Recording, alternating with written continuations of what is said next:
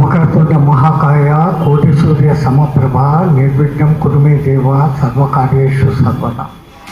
జ్ఞానానందమయం దేవం నిర్మల స్ఫటికాకృతి ఆధారం సర్వ విద్యానాం శ్రీ హయగ్రీవ గురుం ఉపాస్మహే.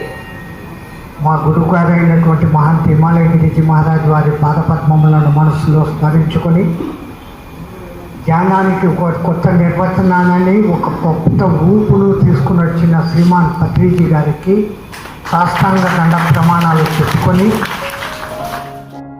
సీరియస్గా ఉంటే నాకు బాగుండదు, ఎప్పుడు నవ్వుకుంటూ ఉండాలి. ముమ్మని ముఖం పెట్టేదానికి 27 కండరాలు కదిలించాను. ఈ అనేదానికి 4 కండరాలు. ఏది సులభం? అందున అసలు సంగతి మనం ఆనంద స్వరూపులమని మర్చిపోయాం. ఎంతసేపు సుఖము సంతోషాలు వెనకాల పరిగెత్తానే ఉంటాం. అవి అందని మామిడి పండు లెక్కనే ఉంటుంది. సుఖం సుఖం సుఖం అనుకున్న నేను కూడా ఒకప్పుడు సన్యాసి, నా దగ్గర డబ్బులు లేదు, మంచి ఎండాకాలం, ఇండియా తిప్పలు పడితే 5 రూపాయలు దొరికా, ఇజం కదా తెచ్చుకున్నా, ఈసుకుంటాను. సుఖం వచ్చింది, కొంచెంసేపటికి చెయ్యి నొప్పి వచ్చింది. ఈ అబ్బాయి ఇది సుఖం కాదురా భయ్, ఇంకా సుఖం కావాలి. ఏం చేయాలి? పక్కింట్లో చూసి ఓ టేబుల్ ఫ్యాన్ పెట్టుకుని ఉంది, అదేమో 600. 5 రూపాయల నుంచి 600 సంపాదించేదానికి నానా తిప్పలు పడినా సుఖం కోసం. 600 పైసలు వచ్చా, ఫ్యాన్ పెట్టుకున్నా.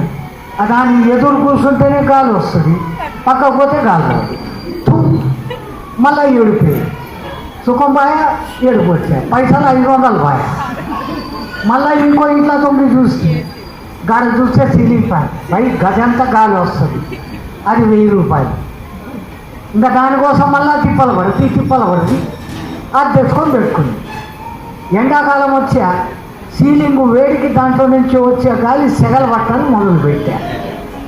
ఇంకా మళ్ళీ ఏడిపోయాడు. ఇంకేం చేయాలి? కూలర్ తెచ్చుకుంది. జర్రంతా సుఖంగా ఉంది. 3 నెలలు అయిపోయి చలికాలం వచ్చా, కూల్ దగ్గర కూర్చుంటే నేను మనకి పోను మొదలు పెట్టినా. కూలర్ పనికి రాలి, 3000 పైసలు పోయా. ఇంక ఇట్లా కాదు, ఏం చేయాలి?